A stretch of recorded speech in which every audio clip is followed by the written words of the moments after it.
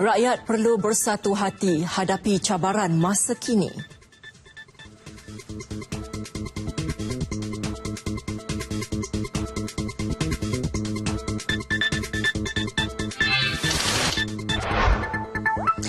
Dua adun BN menghadap jemaah pemangku Sultan Kedah.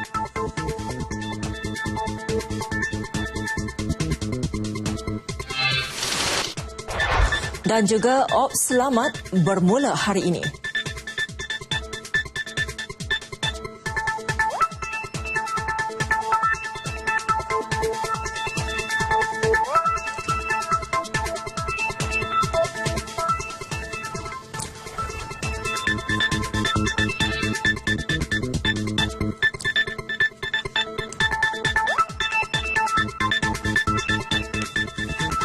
Assalamualaikum, saya Nurlela Muhammad Nur. Ini N5 1 Februari 2016. Teruskan bersama kami sepanjang 1 jam hari ini. Dan seperti biasa, laporan lintas langsung negeri-negeri akan menyusul, termasuk dari Sarawak bersama Burma Win, dari Sabah Adrian Soidi, juga dari Negeri Sembilan bersama Syafiq Azrul Zafri dan Terengganu bersama Muhammad Rashidi Muhammad Isa.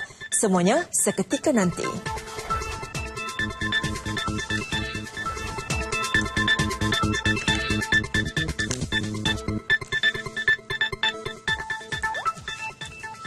Baiklah saudara, N5 kami mulakan dengan laporan pertama ini. Semua 20 ahli Dewan Undangan Negeri Adun BN Kedah hari ini menghadap jemaah pemangku Sultan Kedah berkaitan krisis politik yang melanda negeri itu. Majlis menghadap itu bermula kira-kira pukul 3 petang.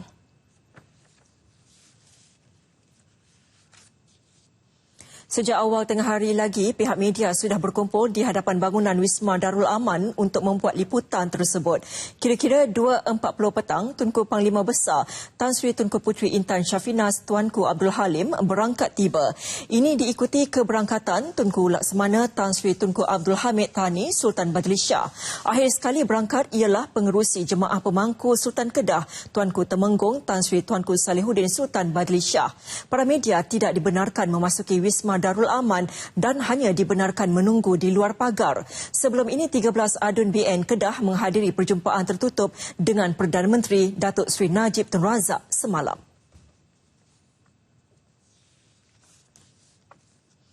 Rakyat perlu bersatu hati dengan mengenepikan perbezaan kaum, bangsa dan politik bagi menghadapi cabaran masa kini. Ia amat penting memandangkan keadaan ekonomi yang lebih mencabar di peringkat global berikutan penurunan harga minyak di seluruh dunia dan penurunan harga komoditi. Yang di-Pertuan Agong Tuanku Abdul Halim Muazzam Shah bertitah, fenomena global itu sudah pasti memberi impak langsung ke atas ekonomi Malaysia. Justru baginda berharap seluruh rakyat terutama warga wilayah persekutuan dapat terus bekerja keras dengan penuh iltizam bagi memakmurkan negara Malaysia tercinta. Baginda bertitah pada Majlis Istiadat Pengurniaan Darjah Kebesaran, Bintang dan Pingat Wilayah Persekutuan bersempena sambutan Hari Wilayah Persekutuan di Istana Negara. Turut berangkat Raja Permaisuri Agong Tuanku Hajah Hamina. Turut hadir pada istiadat tersebut Perdana Menteri Datuk Seri Najib Tun Razak dan isteri Datin Seri Rosmah Mansor, Timbalan Perdana Menteri Datuk Seri Dr. Ahmad Zahid Hamidi dan Menteri Wilayah Persekutuan Datuk Seri Tengku Adnan Tengku Mansor serta barisan Menteri Kabinet. Tuanku Abdul Halim turut bertitah perancangan pembangunan dan pengurusan pentadbiran di ketiga-tiga wilayah persekutuan iaitu Kuala Lumpur, Putrajaya dan Labuan perlu diteruskan. Titah baginda, banyak projek berpaksikan rakyat dilaksanakan tahun lalu. Antaranya projek rumah mampu milik wilayah persekutuan Rumah WIP dan perumahan penjawat awam 1 Malaysia PPA 1M selain program bantuan kepada golongan gelandangan dengan menyediakan pusat khidmat gelandangan di wilayah persekutuan Kuala Lumpur. Titah baginda lagi, Perbadanan Pembangunan Kampung Baru juga memainkan peranan dalam menjadikan Kampung Baru sebagai pusat kebudayaan Melayu dan enklav aktiviti ekonomi baru Bandaraya Kuala Lumpur menjelang tahun 2035. Panglima Angkatan Tentera Jeneral Tan Sri Zulkifli Mohammad Zin mendahului senarai 322 penerima pingat dan darjah kebesaran sempena Hari Wilayah Persekutuan. Jeneral Tan Sri Zulkifli dianugerahi darjah Sri Utama Mahkota Wilayah SUMW membawa gelaran Datuk Seri Utama. Turut menerima darjah SUMW ialah bekas Datuk Bandar Kuala Lumpur Tan Sri Dr. Elias Omar. Sementara Menteri di Jabatan Perdana Menteri Datuk Seri Ma Siu Kiong menerima darjah Seri Mahkota Wilayah yang membawa gelaran Datuk Seri. Antara lain mereka yang menerima Seri Mahkota Wilayah SMW, Setiausaha Akhbar Perdana Menteri Datuk Seri Tengku Sarifuddin Tengku Ahmad dan Panglima Mahkota Wilayah PMW dianugerahkan kepada Setiausaha Akhbar Menteri Wilayah Persekutuan Datuk Muhammad Hisamuddin Yahya.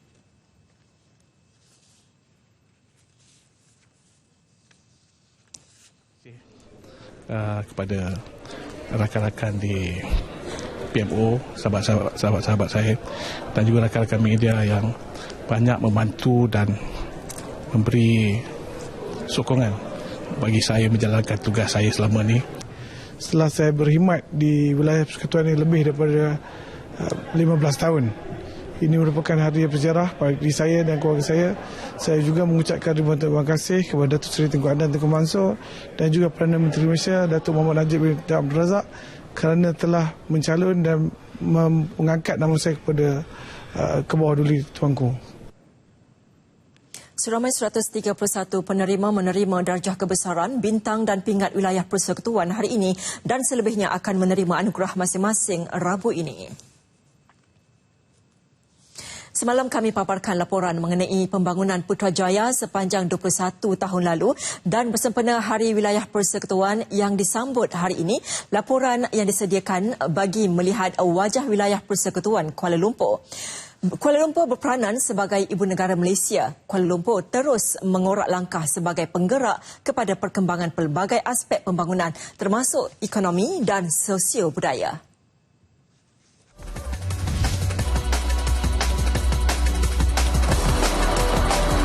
Kuala Lumpur ditubuhkan menjadi wilayah persekutuan pada tanggal 1 Februari 1974. Bermula dari tarikh tersebut, pentadbiran Kuala Lumpur dipindahkan dari negeri Selangor dan diletakkan di bawah kerajaan pusat serta diuruskan Dewan Bandaraya Kuala Lumpur DBKL selaku pihak berkuasa tempatan tunggal yang mentadbir bandaraya tersebut.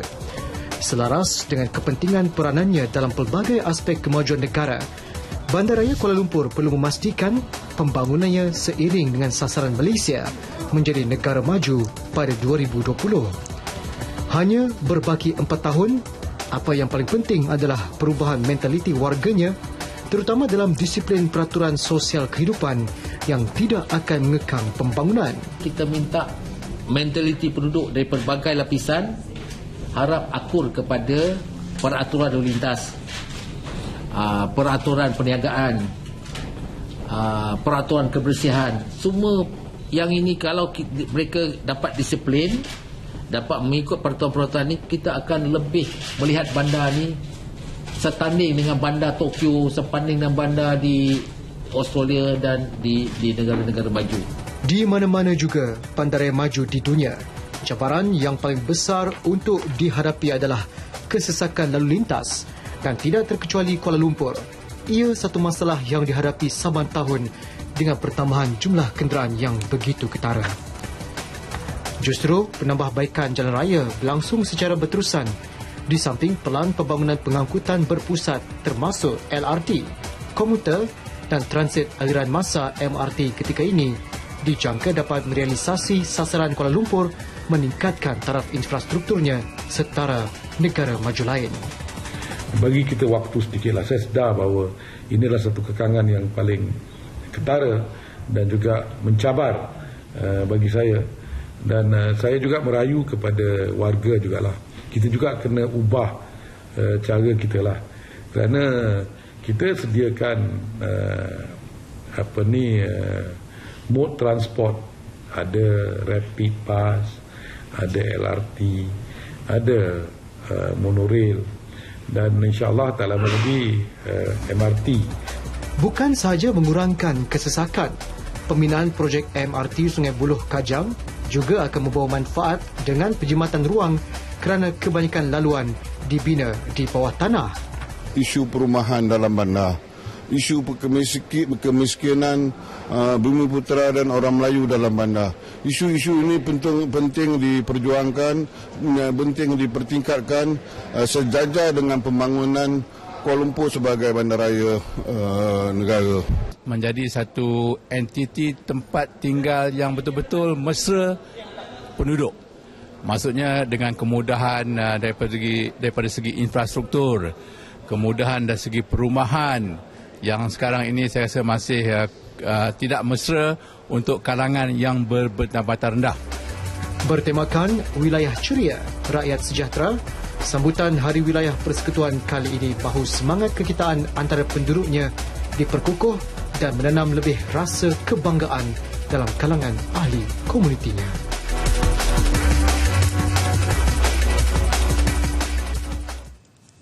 Hospital Kuala Lumpur hari ini menyambut kelahiran 15 bayi yang terdiri dari 11 lelaki dan 4 perempuan. Kelahiran berkenaan menjadi kenangan manis kepada para ibu yang berkongsi ulang tahun kelahiran dengan Hari Wilayah yang jatuh pada setiap 1 Februari. Perasaan itu dikongsi oleh ibu-ibu yang selamat melahirkan bayi masing-masing di hospital berkenaan. Semalam sepatutnya due date dia, and then 2 kali jugalah masuk pil, seterai, so hari ni dia keluar. Itulah cakap dengan dia, tunggulah 1 hari bulan yang tidak bahagia, betul-betul ditunggu. 1 hari bulan 2 baru dia keluar. Terkejut jugalah sebab tarikh ni kan, saya tak jangka, saya ingat pun lambat lagi. Ingat ujung bulan kan. Betul tengok, saya dah start sakit semalam. Saya datang ke klinik, bawah tengok dah 2 cm. Tak sangka lah. Tak juga. Yang first bulan 8, 19 bulan. Yang ni Hari Wilayah lah. Saya rasa amat gembira lah anak saya lahir pada hari ni kan. Dan saya harap boleh jadi motor lah kebanggaan negara kan. Jadi pemimpin ke suatu masa esok kan. Wakil Parti Progresif Rakyat MyPPP Cawangan Titi Wangsa meraikan Bayi Hari Wilayah dengan menyampaikan sumbangan barangan kelengkapan bayi.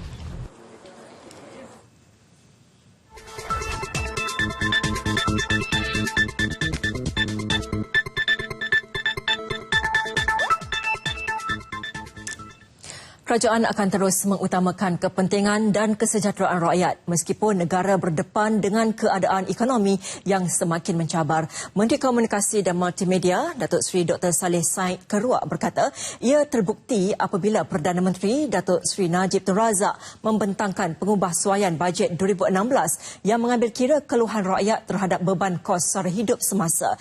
Jelas Datuk Seri Dr. Saleh, pihaknya sedia bekerjasama dengan semua kementerian termasuk Kementerian Kemajuan Luar Bandar dan Wilayah untuk memberi penjelasan kepada rakyat mengenai rasional pengubahsuaian bajet 2016. Ia bagi mengelak salah faham dan kekeliruan yang cuba dilakukan oleh pihak tertentu atau yang berkepentingan politik. Beliau berucap demikian pada majlis jamuan malam meraikan kunjungan Menteri Kemajuan Luar Bandar dan Wilayah Datuk Seri Ismail Sabri Yaakob ke daerah Kota Belud. Beliau juga yakin KKLW mampu membawa perubahan besar kepada pembangunan masyarakat luar bandar menerusi program transformasi membandarkan kawasan luar bandar. Pengubahsuaian bajet 2016 tidak memberi kesan besar kepada projek-projek pembangunan di negeri Perlis. Sebaliknya, kesemua projek yang dirancang tetap diteruskan. Menteri Besar Perlis Datuk Seri Azlan Man berkata ini termasuk projek kesejahteraan dan ekonomi rakyat seperti Pusat Transformasi Bandar UTC dan projek mega Lembah Cuping. Termasuk projek Lembah Cuping lah, maksudnya tidak ada makluman ataupun arahan yang dikeluarkan sehingga kini mengenai pemotongan peruntukan di bawah tahun 2016 untuk projek-projek di negeri Perlis. Beliau ditemui pemberita selepas Majlis Perhimpunan Bulanan Penjawat Awam di Kangar.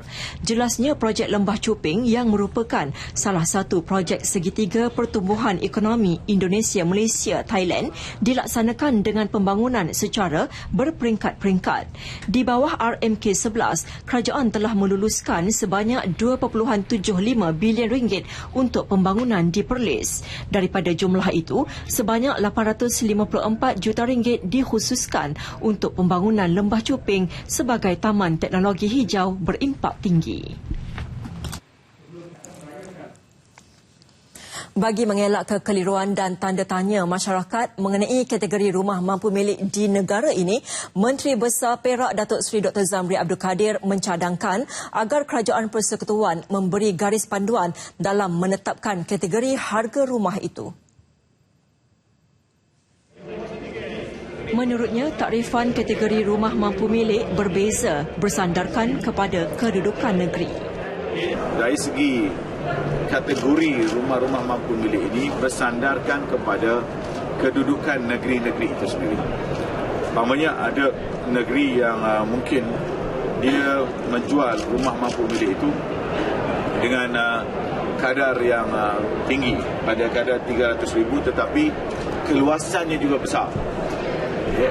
Ada negeri yang dia mengkategorikan rumah mampu milik, dia jual dengan harga yang murah, dengan sekitar 180,000 ataupun 200,000, tetapi dari segi keluasan rumah itu kecil. Tambah beliau, penetapan kategori itu dapat membantu rakyat dalam memilih rumah mereka.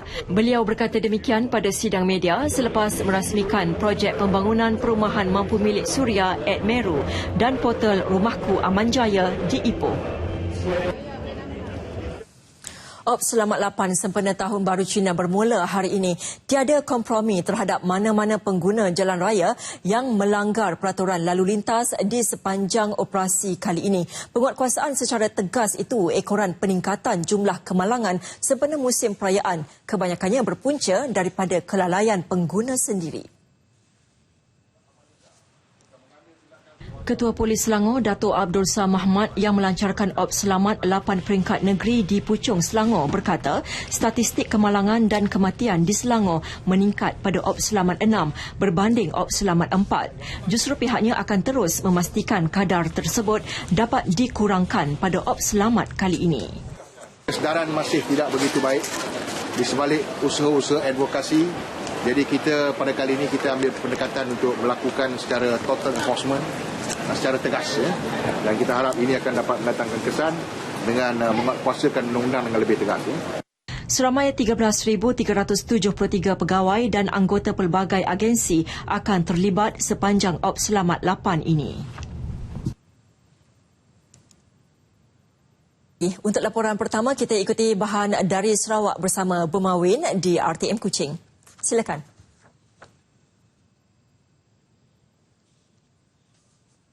Terima kasih Norlela di Angkasa Puri. Salam sejahtera dan salam sehati sejiwa.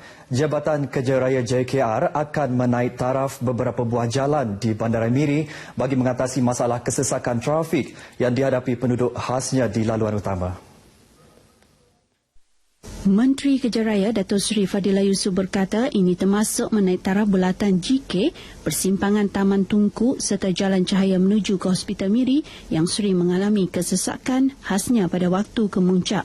Bercakap pada sidang media di Miri, beliau memberitahu kementerian melalui JKR Sarawak telah memohon peruntukan sebanyak 15 juta ringgit bagi menaik taraf bulatan GK tetapi belum mendapat kelulusan. But what we are going to do, we are going to appeal every year to bid for that particular funding because we know this is one of the critical issues faced the people in Miri, and hopefully by that approval we hope it will ease the traffic congestion at that GK runabout. Katanya sebanyak 1 juta ringgit juga telah diperuntuk bagi tujuan pelebaran jalan di persimpangan Jalan Raya Taman Tunku Miri. Pada lawatan kerja itu, beliau turut melawat Pujut Bypass yang akan dinaik taraf kepada Jalan Dua Hala dan diharap dapat ditender pada tahun ini. Beliau memberitahu dengan adanya jalan pintas berkenaan, orang ramai akan mempunyai dua pilihan untuk pergi ke Bandar Miri, iaitu Jalan Persekutuan serta Jalan Negeri yang dinaik taraf kepada Jalan Dua Hala di bawah projek Lebuhraya Pen Borneo. Tambahnya, 2 daripada 10 pakej di bawah Lebuhraya Pen Borneo akan ditender Mac nanti, diikuti pakej-pakej yang lain pada tahun ini bagi fasa 1. Penguasaan bahasa Inggeris dalam kalangan pelajar luar bandar masih kurang memuaskan berbanding pelajar di bandar. Justru Menteri Pembangunan Infrastruktur dan Perhubungan, Datuk Seri Michael Manyin Jaung menggesa para pelajar dan pendidik mempertingkat usaha dan mengadakan pelbagai program berkaitan bahasa Inggeris. Katanya penguasaan bahasa itu amat penting kerana ia merupakan bahasa global dan memberi kelebihan kepada graduan untuk mendapatkan pekerjaan.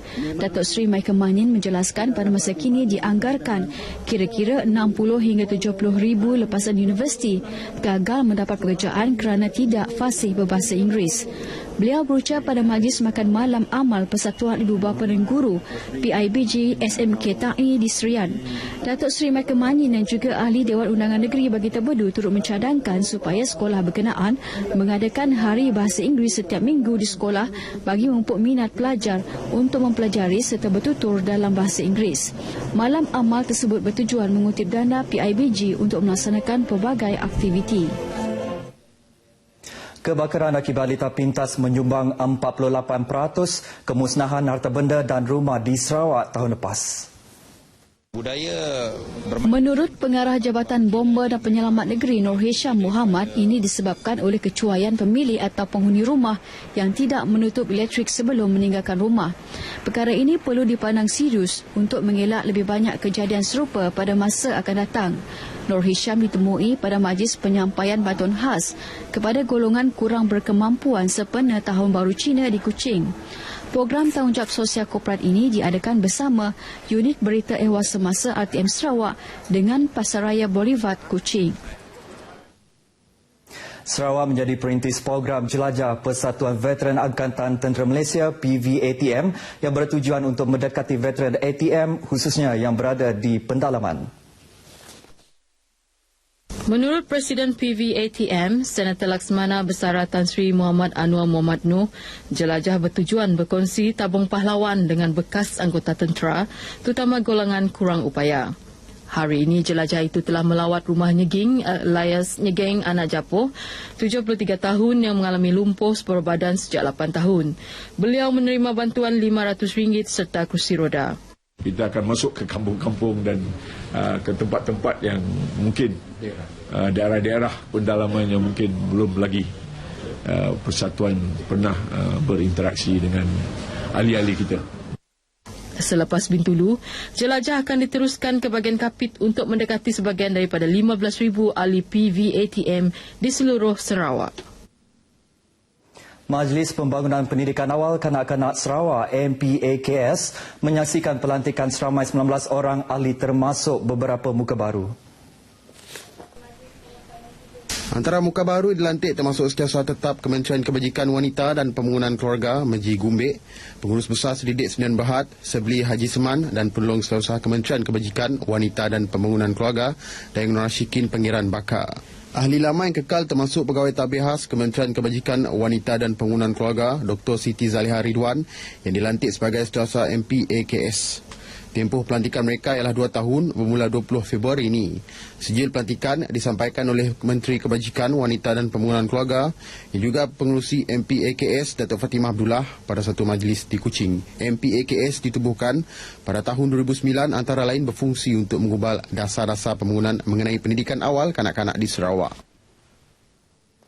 Tamu Medamit yang dirasmikan oleh Ahli Dewan Undangan Negeri Batu Danau Palus Palungumbang semalam dilihat mampu menjana ekonomi penduduk setempat. Katanya tamu itu akan memberi ruang dan peluang kepada penduduk sekitar memasarkan produk keluaran mereka. Tamu Mendamit yang dibuka setiap hari Ahad itu juga diharap dapat menarik peniaga-peniaga dari luar untuk berniaga. Kaunselor Rumai Sanggau yang juga pengurusi mengelola program tersebut mahu masyarakat setempat memanfaatkan tamu itu untuk meningkatkan pembangunan di Pekan Mendamit. Pada majlis yang sama, Paulus turut menyampaikan geran berjumlah lebih RM400,000 kepada Jawatankuasa Kemajuan dan Keselamatan Kampung di Dun Batu Danau. Wali Kota Majlis Daerah Limbang, Kaunselor Sufian Mohad pula berharap penduduk di sekitar Mendamit menyokong program yang diadakan sebagai salah satu usaha mempercepatkan pembangunan di kawasan pendalaman. Setakat ini dahulu sumbangan berita dari Sarawak untuk Lintas Langsung Nasional 5 petang ini. Berita seterusnya bersama Nolela di Angkasa Puri. Silakan. Baik, terima kasih Buma. Baiklah saudara, dari Sarawak kita ke Sabah, teruskan bersama dengan Adrian Soedi di sana. Silakan Adrian. Terima kasih Nurlela di Angkasa Puri. Salam sejahtera dan salam sehati sejiwa. Penerbangan sulung Rayani Air ke Kota Kinabalu pagi tadi menjadi mercu tanda ke arah memacu pembangunan industri pelancongan negeri Sabah yang lebih mapan. Keyakinan itu disuarakan Menteri Pelancongan, Kebudayaan dan Alam Sekitar Sabah, Datuk Seri Panglima Masidi Manjun. Sambil memuji komitmen Rayani Air dalam menyokong industri pelancongan menerusi percutian domestik, Datuk Masidi berkata inisiatif ini turut menyumbang kepada pembangunan industri pelancongan negara walaupun berdepan pelbagai cabaran ekonomi semasa. Saya harap semua syarikat penerbangan yang dalam Sabah akan memberi penumpuan kepada kualiti perkhidmatan kepada penumpang. When you are in a position where there are so many competitions, I think the best thing to do to improve is in the quality of cabin services. Datuk Masidi ditemui media sempena meraihkan penerbangan sulung Rayani Air ke Sabah di Terminal 1 Lapangan Terbang Antarabangsa Kota Kinabalu KKIA di Ibu Negeri. Sementara itu, Ketua Pegawai Eksekutif Rayani Air, Ravi Alexandran memberitahu laluan penerbangan dari Kuala Lumpur ke Kota Kinabalu setiap hari merupakan laluan ketiga selepas Langkawi dan Kota Bahru. Apa yang akan kita bagi adalah bagasi percuma 20 kilo untuk ekonomi, business class 40 kilo, makanan percuma untuk dua-dua kelas, 20% diskaun untuk student, 20% diskaun untuk senior citizen. Infant bawah 2 tahun percuma. Rayani Air Sendirian Berhad merupakan syarikat penerbangan Malaysia pertama yang menampilkan konsep pematuhan syariah dengan mewajibkan anak-anak kapal wanita beragama Islam untuk berhijab, mempunyai polisi pengharaman ke atas alkohol, sajian makanan dan minuman dalam pesawat berstatus halal dan pendengaran doa pada setiap perjalanan. Semua sekolah agama negeri San Sabah yang baharu akan dilengkapi Tadika Jabatan Hal Ehwal Agama Islam Negeri Sabah JAHINS. Pembantu Menteri kepada Ketua Menteri Datuk Haji Muhammad Arifin Haji Muhammad Arif berkata, langkah itu dilakukan untuk memudahkan peralihan sekolah anak-anak. Ketika ini hanya 20 daripada 104 sekolah agama negeri di seluruh negeri Sabah mempunyai Tadika JAHINS. Ini termasuk San bin Suluk yang sedang dibina dan dijangka siap pertengahan tahun depan. Menurut Datuk Haji Muhammad Arifin, penyediaan bilik khas untuk Tadika JAHINS di setiap San amat bertepatan demi keselesaan murid dan kemudahan ibu bapa untuk menghantar anak-anak ke sekolah agama. Peringkat ke peringkat kita akan buat San yang ada Tadika, ada kelas Tadika. Digabungkan. Dan bangunan-bangunan yang lain, San yang lain, kita akan pastikan ada 2 bilik khas untuk Tadika.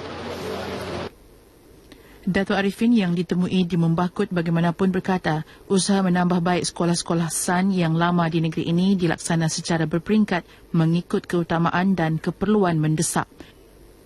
Mengulas pemantauan buku-buku agama dan hadis Nabi Muhammad SAW yang dikhawatir mengandungi unsur-unsur memesongkan umat Islam, beliau berkata, JAHINS dan Majlis Ugama Islam Sabah MUIS bertanggungjawab memantau dan menangani perkara itu. Beliau turut menasihatkan umat Islam agar terus merujuk pihak yang arif seperti ustaz dan imam sekiranya mempunyai kemusykilan ilmu agama. Lebih ramai pelajar cemerlang dapat dilahirkan menerusi gabungan kerjasama antara golongan pendidik, ibu bapa, murid-murid. Demikian tegas Timbalan Menteri Kerja Raya Datuk Haja Rosnah Haji Abdul Rashid Sherlin dalam ucapan sempena Majlis Anugerah Pelajar Cemerlang Sijil Rendah Ugama SRU 2015 di Sekolah Agama Negeri San Pengalat Kecil Papar.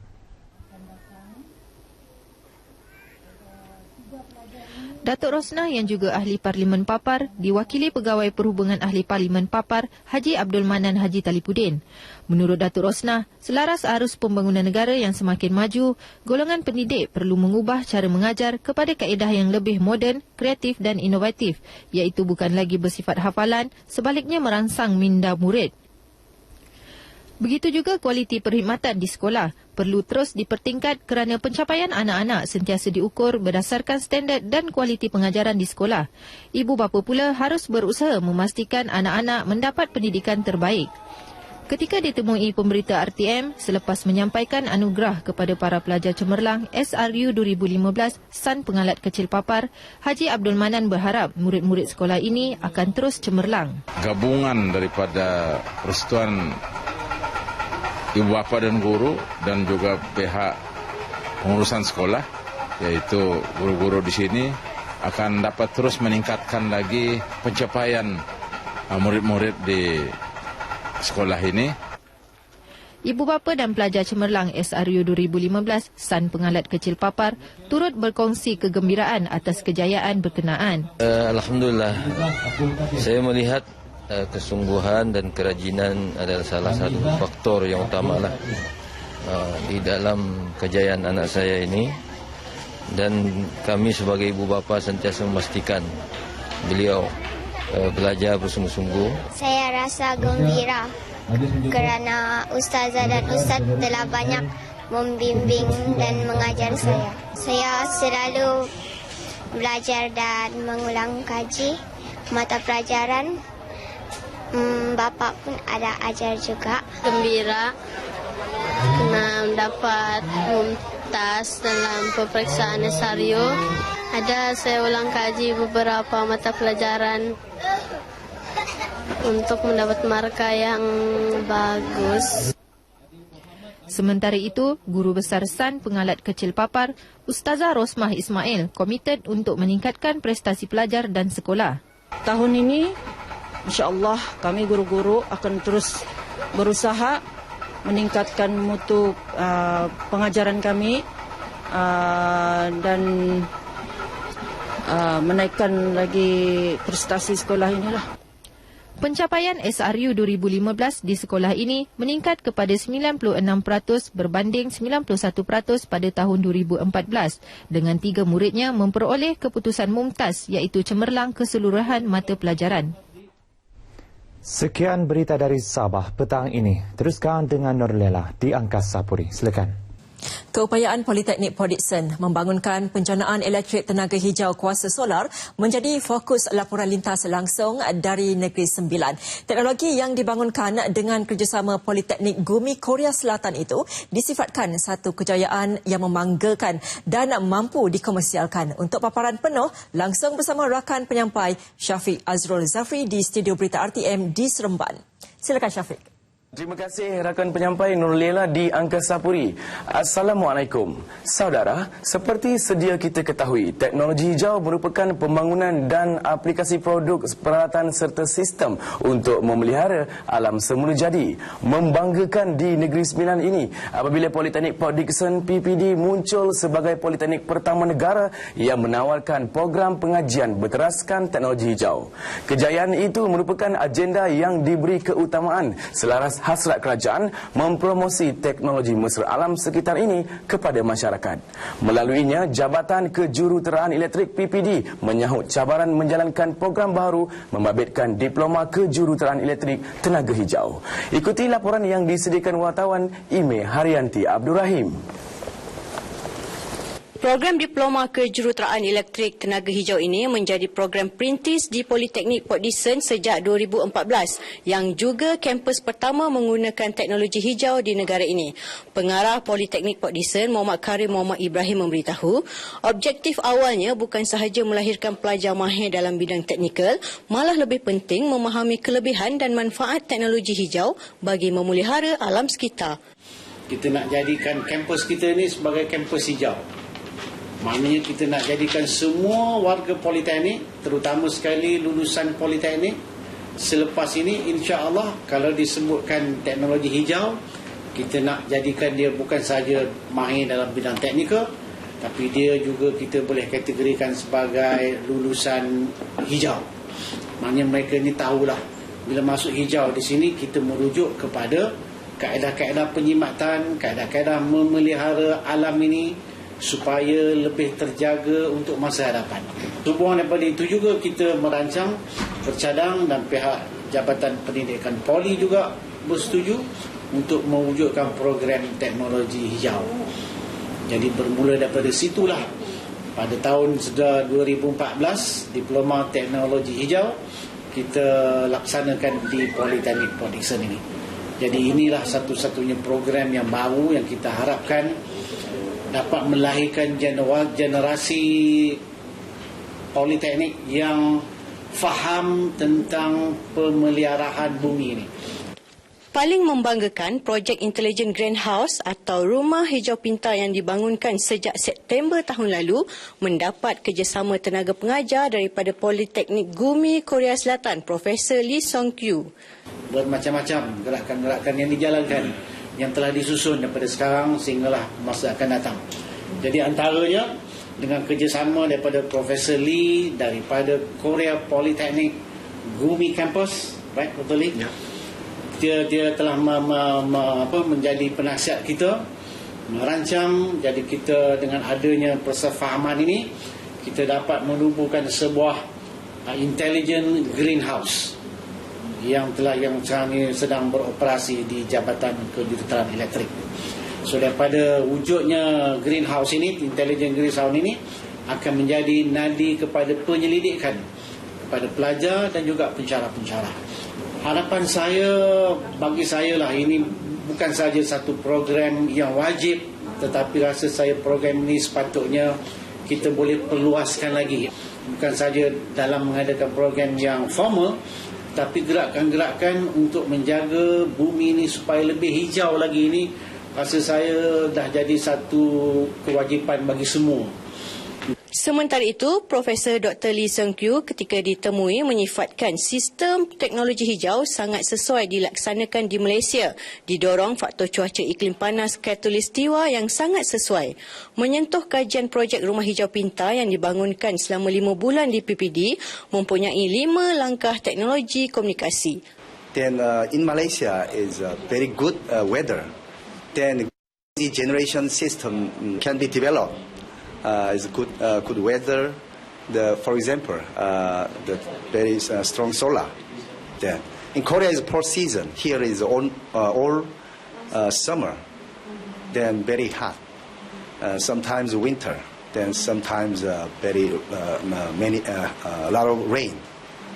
Then I'm stay here 5 months. Then electric department with a teacher. Then we research for green energy using the control and the intelligent house. Then we research this part, then apply to this building. Then now this system is outside the weather, dependence on weather. Then the first is solar generation system. Then second is the communication. Third is our electric control. The fourth is LED lighting control. Final is our nowadays very important communications method. 5 communications technology is applied to this system. Sistem intelijen greenhouse atau rumah hijau pintar yang dibangunkan Politeknik Port Dickson mendapat sambutan positif tenaga pengajar dan para pelatih. Rata-rata menyifatkan teknologi tersebut mempunyai sistem keselamatan yang sangat baik, malah kemudahan itu juga dikawal melalui telefon pintar atau melalui komputer. Intelligent greenhouse ni terdiri daripada beberapa sistem. Satu adalah safety. So bila safety maksudnya hanya authorized person yang dibenarkan masuk ke dalam rumah ini. Kemudian rumah ini dikontrol sepenuhnya oleh sama ada oleh smartphone ataupun oleh secara manual lah guna komputer. Jadinya kita ada beberapa item yang kita boleh kontrol. Yang pertama sekali adalah lampu. Lampu kita ada pattern 1, pattern 2 dan kalau kita nak tambah pattern so kita just add on the what you call the program. Lepas tu kita ada juga sistem rain harvesting. Di mana air tu kita ambil daripada hujan dan kita guna pakai untuk sistem penyuburan tanah. Jadinya kita ada sensor di tanah kita. So kalau sensor tu mengesan yang moisture dia kurang daripada limit yang kita setkan, so secara automatik air akan dipump dan sprinkle akan berpusing. Selain daripada itu juga kita menggunakan konsep Bluetooth. Bluetooth adalah untuk kontrol lampu dan juga TCP/IP untuk kontrol sprinkle. So kita ada berbagai konsep lah untuk kontrolkan kita punya intelligent greenhouse. Oleh sebab itu dia dipanggil intelligent greenhouse because kita kontrol menggunakan smartphone dan juga server. Projek tersebut itu juga mampu memberi pendedahan kepada pelajar mengenai kebaikan dan kepentingan memelihara alam semula jadi demi masa depan yang lebih baik. Harapan saya agar semua student dapat memahami konsep ini dan terus adapt dengan dia. Supaya kalau kita mengamalkan kelestarian alam, supaya kita kena save lah dunia kita ini.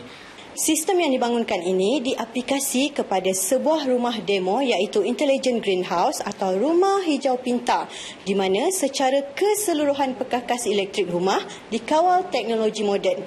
Sistem rumah hijau pintar dihasilkan menggunakan tenaga solar dan tenaga angin bagi menggantikan tenaga elektrik yang sedia ada. Amy Haryanti Abdul Rahim untuk Berita RTM. Mekanisme penggunaan teknologi hijau yang dibangunkan seharusnya dikomersialkan untuk kegunaan sejagat khusus di Malaysia. Kita mengharapkan akan ada inisiatif susulan daripada kerajaan antaranya melalui kerjasama Kementerian Pendidikan dengan Kementerian Tenaga, Teknologi Hijau dan Air ke arah usaha mempromosi penggunaannya secara lebih efisien. Sekian dahulu paparan berita dari Negeri Sembilan. Kembali ke Angkasa Puri bersama Nornela untuk berita seterusnya. Baik, terima kasih Syafiq dari Negeri Sembilan. Dan saudara, empangan paya pada Hulu Besut, inisiatif Kerajaan Persekutuan yang membelanjakan hampir 350 juta ringgit membolehkan lebih 3,000 petani di daerah Besut menanam padi sekurang-kurangnya 2 kali setahun sekaligus meningkatkan hasil dan pendapatan petani di kawasan terlibat. Laporan lanjut bersama Muhammad Rashidi Muhammad Isa di RTM Terengganu. Silakan Syedi.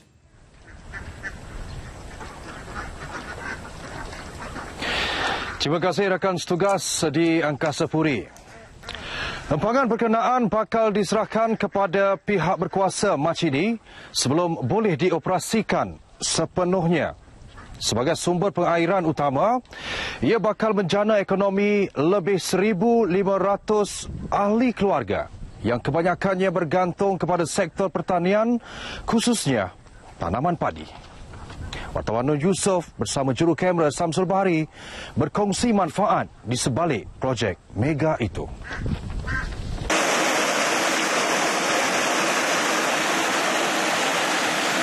Empangan yang mula dibina pada tahun 2010 ini merupakan pertemuan Sungai Angka, Sungai Peda dan Sungai Besut berupaya mengatasi masalah pengairan yang menjejaskan tanaman padi penduduk. Kerja-kerja menakung air yang bermula bulan April lalu dijangka penuh antara Ogos atau September ini. Keluasan tekungan 12 km persegi dengan luas kawasan tadahan 75 km persegi. Empangan ini mampu menakung air sebanyak 200 juta meter padu pada satu-satu masa. Bacaan semasa tekungan air di empangan ketika ini adalah 46 meter dan mencapai tahap maksimum 56 meter. Empangan yang terletak dalam kawasan pembangunan pertanian bersepadu Terengganu Utara Aida Ketara dalam tempoh jangka panjang boleh disalurkan ke kawasan jalapan baru di Setiu. Projek fasa kedua penanaman padi membabitkan jelapan padi daerah Setiu ini akan dapat dibangunkan di bawah Aida Ketara apabila sistem pengairan beroperasi sepenuhnya dalam masa terdekat. Jadi sekarang ni maknanya kawasan padi bagi daerah Besu dalam jelapang fasa 1 dengan fasa 2 di daerah di luar jelapang tapi di daerah Besu, kemudian di Setiu, di skim Setiu, kemudian termasuk jelapang tu mungkin Ketara akan diberi tanggungjawab untuk membangunkan lagi. Jadi jumlah kawasan padi keseluruhan itu lebih kurang dalam 10,000 hektar. Sebelum ini, beberapa kawasan dalam jelapang padi Besut menghadapi masalah air. Antaranya di kawasan Seri Masin, 182 hektar, Awek, 91.99 hektar, Kampung Oh, 103.85 hektar, Gong Dasar 113.45 hektar dan Batang Gergaji membabitkan kawasan seluas 102.35 hektar. Secara keseluruhan, seluas 594.34 hektar kawasan sawah padi yang sebelum ini terjejas akibat masalah pengairan tidak akan berlaku lagi.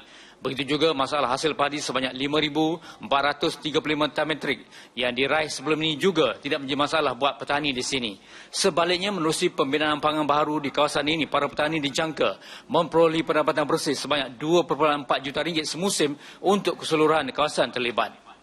Mana di kawasan itu memang pengairannya agak memang tidak tidak berapa sempurna lagi lah. Jadi dengan adanya pangan pada ni, mana insyaAllah mana segala tanaman padi di sana boleh dilaksanakan dan dua musim sekali ya. Dan setahun 2 kali, dan dia boleh menyelesaikan masalah lah dari segi pengairan di kawasan Kerana Timur dan sekitar di kawasan mungkin sedikit di Bukit Tanah dan juga sekitar di kawasan lah. Pertubuhan Peladang Kawasan PPK juga yakin pengairan dan bekalan air yang sempurna boleh meningkatkan hasil tanaman melebihi 6.5 metrik tan sehektar. Secara umumnya, purata pendapatan semusim petani di bawah skim pengairan ini adalah sekitar RM2,500 semusim. Harapan petani di kawasan Besut dan juga sebahagian daripada Setiu telah dapat terlaksananya dengan pembinaan payabeda. Dan pada hari ini payabeda akan diserahkan kepada Aida Ketara dalam bulan Mac ni.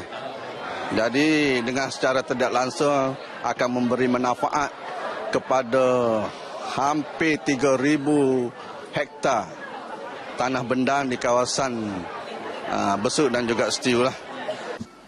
Industri pertanian khususnya penanaman padi turut menjadi penyumbang terbesar sumber ekonomi kepada daerah ini apabila hasil keluaran padi tahun lalu sahaja mencatat hasil sebanyak 83 juta ringgit. Selain itu, ampangan payapeda ini juga menjadi penyelamat jika berlaku musim kemarau.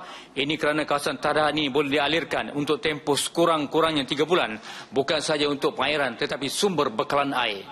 Boleh, air itu boleh dikeluarkan dan air di sini dalam masa boleh mencukupi dalam tempoh 3 bulan. Dan air di sini juga air yang boleh digunakan dari segi mineralnya yang rendah dan kajian telah dibuat mendapati ianya boleh digunakan untuk kegunaan minuman. Diharap projek empangan payapeda Hulu Besut itu dapat melonjakkan sektor tanaman padi di daerah ini selain menjadikannya lebih berdaya saing dan mampu menjana ekonomi penduduk setempat. Sekian paparan berita menerusi N5 dari Terengganu hari ini. Assalamualaikum dan salam hormat. Kembali semula ke Angkasa Puri untuk berita selanjutnya. Baik, terima kasih Syidi. Baiklah saudara, untuk berita seterusnya kita kembali selepas ini.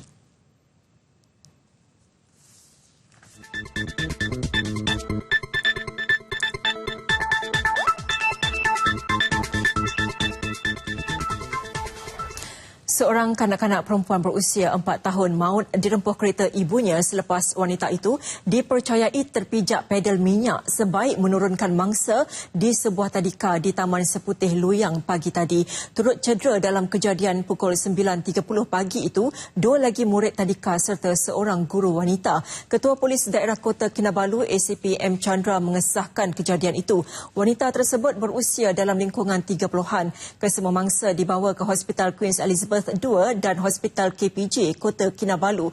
Bagaimanapun, anak wanita terbabit meninggal dunia ketika dirawat di unit kecemasan Hospital KPJ. Kemalangan disiasat mengikut Seksyen 41/1 Akta Pengangkutan Jalan 1987.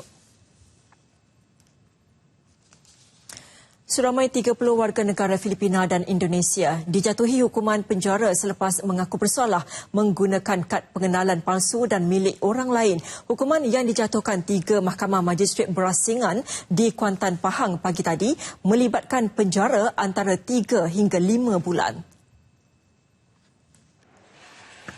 Hukuman penjara bermula dari tarikh mereka ditangkap. Kesemua tertuduh yang terdiri daripada 27 lelaki dan 3 perempuan berusia antara 18 hingga 56 tahun. Mereka ditahan dalam operasi bersepadu oleh Jabatan Imigresen dan Jabatan Pendaftaran Negara di sekitar Balok dan Sungai Karang pada 21 Januari lalu. 28 daripada mereka merupakan kaum suluk dan berasal dari Zamboanga, Filipina, manakala 2 lagi dari Kalimantan, Indonesia. Kes disiasat di bawah Seksyen 25/1/E Peraturan-Peraturan Pendaftaran Negara 1990 Pindaan 2007 yang membawa hukuman penjara tidak lebih 3 tahun atau denda tidak lebih RM20,000 atau kedua-duanya sekali jika sabit kesalahan. Sama seperti memajukan bahasa Melayu, kegemilangan tulisan Jawi sewajarnya dikembalikan sebagai medium perhubungan dan persuratan. Ia sekaligus membawa jiwa Melayu khususnya di Nusantara yang dahulunya tersohor melalui karangan dan kitab agama dalam bahasa Melayu bertulisan Jawi. Dalam konteks bahasa Melayu sebagai bahasa serumpun, umat Melayu harus bersikap sederhana dalam upaya menjadikannya sebagai bahasa penjalin kebersamaan dengan negara jiran, khususnya di selatan Thailand yang penduduknya terikat dengan budaya Melayu Islam. Raja Muda Perlis Tuanku Said Faizuddin Putra Jamalulail bertitah hubungan dan kerjasama dalam bidang bahasa, kesusastraan dan kepersuratan Melayu dapat diperkukuh dengan kemahiran menguasai tulisan Jawi. Baginda berkenan merasmikan seminar Cintai Tulisan Jawi di Phuket, Thailand. Dianjurkan Dewan Bahasa dan Pustaka DBP bersama Majlis Agama Islam dan Adat Istiadat Melayu Perlis serta majlis-majlis agama Islam di Thailand. Dalam program ini, lebih 100 peserta terdiri daripada pelajar dan guru-guru sekolah agama di wilayah Phuket menyertai seminar yang mendedahkan kaedah tulisan Jawi dan ejaan yang betul. Dibimbing Munshi Dewan Jawi DBP Sabri Aziz.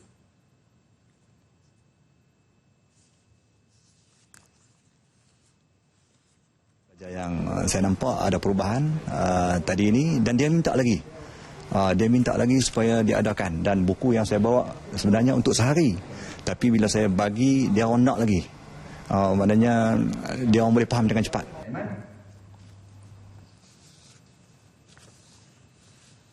Persembahan tarian yang penuh dinamik dan bertenaga oleh bakat muda dari Jepun dan Malaysia yang mengakhiri persembahan di pentas seni Kuala Lumpur KLPAC mendapat sambutan memberangsangkan. Tarian oleh koreografer dari Jepun bertaraf dunia, Un Yamada, menerusi projek seni kelima di Malaysia iaitu One Piece dan The Rite of Spring 2016 memaparkan elemen fizikal seperti pergerakan atletik dan akrobatik. Seramai 13 penari profesional dari Jepun dan Malaysia yang mengikuti program pertukaran budaya membuat persembahan dalam pementasan unggul hampir 2 jam itu. Tarian One Piece dipersembahkan oleh 5 penari profesional dari Malaysia menerusi satu sesi pemilihan pada 30 Oktober tahun lepas.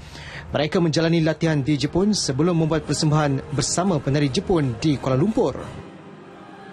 So saya meletakkan diri saya sekarang baru permulaan. So saya akan mengembangkan diri saya dan meletakkan label saya sama dengan international dancer kerana saya ingin menjadi seperti mana saya lihat hari-hari biasa bersama penari-penari dunia maya yang sangat mempunyai kelebihan yang sangat luar biasa. I know the Japanese choreography are very in my style. So I like the way they move. I like the way they choreograph. So actually, in this production, it's really impressed me a lot. Yeah, for my future, like for my next production and so on and so on. Terpilih untuk menyertai international project. So saya rasa sangat bangga dan bertuah mendapat peluang yang sebegini, sebab bagi saya peluang ini sangat susah nak dicari di Malaysia.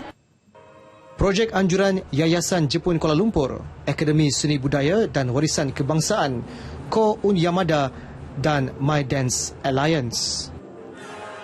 Tetapi apabila seorang koreografer daripada luar negara membuat pilihan untuk menggunakan penari-penari dalam sebuah karya dia, penari Malaysia dalam karya dia, ini merupakan satu lonjatan untuk tahap penari-penari tempatan. Dan saya rasa ini akan menjadi satu peluang yang teramat baik supaya mereka boleh mempelajari teknik-teknik yang terbaru dan terkini untuk mempertingkatkan kebolehan masing-masing. Menjelang sepak mula Liga Super 13 Februari depan, belum pun bermula, Perak terus dilanda masalah baru melibatkan salah seorang pemain import Bos Garus. Mereka mungkin terpaksa melupakan khidmat pemain import Uzbekistan Oybek Kilichev akibat tidak memenuhi syarat FAM. Pemain berusia 27 tahun itu dikatakan hanya beraksi dalam saingan Division 2 bersama pasukan Pekan. Menurut Presiden Persatuan Bola Sepak Perak, PAFA, Datuk Seri Abdul Puhat Matnayan, ketika ini Kilichev tiada di Malaysia dan kembali ke Uzbekistan untuk menyelesaikan urusan pengajiannya.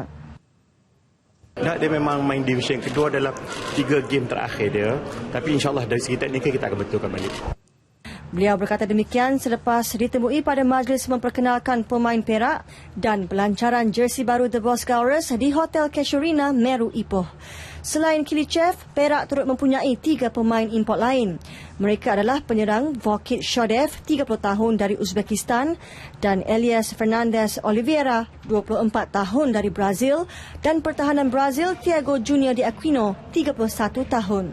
Sementara itu, Timbalan Pengerusi Jawatan Kuasa Status Pemain Persatuan Bola Sepak Malaysia FM, Abdul Aziz Yub Jamaluddin berkata, syarat pengambilan pemain import dari Asia mestilah pemain kebangsaan semasa atau setidak-tidaknya beraksi dalam Liga Division Pertama sebelum layak beraksi dalam Liga Malaysia. Untuk perlawanan pembukaan, Perak akan menentang Pamuga Kuputih The Red Warriors pada 13 Februari ini. Sebelum berpisah, kita saksikan dahulu laporan meteorologi bersama pegawainya Siti Aizah Salmani. Silakan Aizah. Assalamualaikum dan salam sehati sejiwa. Laporan cuaca pada petang ini dimulakan dengan meninjau keadaan angin serantau. Angin diperhatikan bertiup dari arah timuran memasuki ke rantau Malaysia dan bergerak memasuki ke kawasan perairan Laut Cina Selatan. Tiupan angin dijangka akan menjadi lebih kencang untuk sepanjang minggu ini bermula esok sehingga ke hari Sabtu ini 6 Februari. Dan amaran angin kencang dan laut bergelora kategori pertama telah dikeluarkan di kawasan perairan yang tertera. Turut terlibat ialah kawasan perairan Malaysia terutamanya di kawasan perairan Pantai Timur Semenanjung iaitu perairan Kelantan, Terengganu, Pahang dan juga Johor Timur. Keadaan di kawasan perairan ini juga terdedah kepada kenaikan paras air laut dan turut terlibat juga ialah kawasan perairan negeri Sarawak, wilayah Persekutuan Labuan dan juga di kawasan perairan negeri Sabah, khususnya perairan utara dan pantai barat Sabah. Keadaan di kawasan perairan ini berbahaya kepada semua aktiviti bot-bot kecil dan juga sukan rekreasi laut. Sementara itu, tinjauan keadaan cuaca pada petang ini. Keadaan cuaca di Semenanjung secara amnya cerah di kebanyakan kawasan, kecuali hujan di 1-2 tempat diperhatikan di sebelah selatan, iaitu di sekitar daerah Johor Bahru dan juga Pontian di negeri Johor, juga di sekitar wilayah Persekutuan Kuala Lumpur, daerah Petaling dan Kelang di negeri Selangor serta di 1-2 tempat di negeri Pahang, terutamanya di sekitar daerah Bera. Menjelang kelewat petang dan awal malam nanti, beberapa kawasan turut dijangka mengalami hujan berserta ribut petir, terutamanya di kawasan pedalaman dan barat negeri Pahang serta 1-2 tempat di negeri Perak. Sementara itu, di negeri Sabah, keadaan cuaca pada petang ini diperhatikan amnya cerah di kebanyakan bahagian. Begitu juga di sekitar wilayah Persekutuan Labuan. Bagaimanapun di sekitar Labuan, keadaan cuaca pada ketika ini diperhatikan mendung. Di negeri Sarawak pula, keadaan cuaca agak lembap dengan hujan berserta ribut petir pada ketika ini diperhatikan di hampir ke semua bahagian di negeri Sarawak, terutamanya di sekitar bahagian Mukah, Sibu, Bintulu, Kapit, Miri dan juga Limbang. Hujan yang sedang berlaku di negeri Sarawak ini dijangka akan berterusan sehingga ke malam nanti. Seterusnya, saudara, kita tinjau keadaan cuaca untuk sepanjang hari esok bagi bandar-bandar utama di seluruh Malaysia. Dengan itu, sekian laporan cuaca. Assalamualaikum dan salam sehati sejiwa.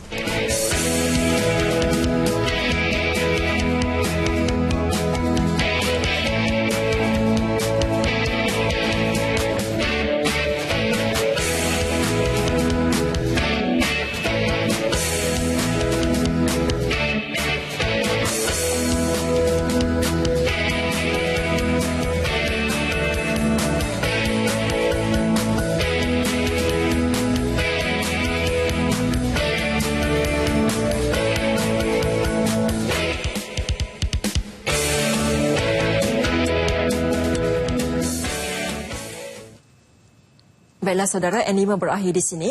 Visual program Jenjalan KLFM at Menara KL menutup paparan N5 petang ini. Dengan itu, Assalamualaikum.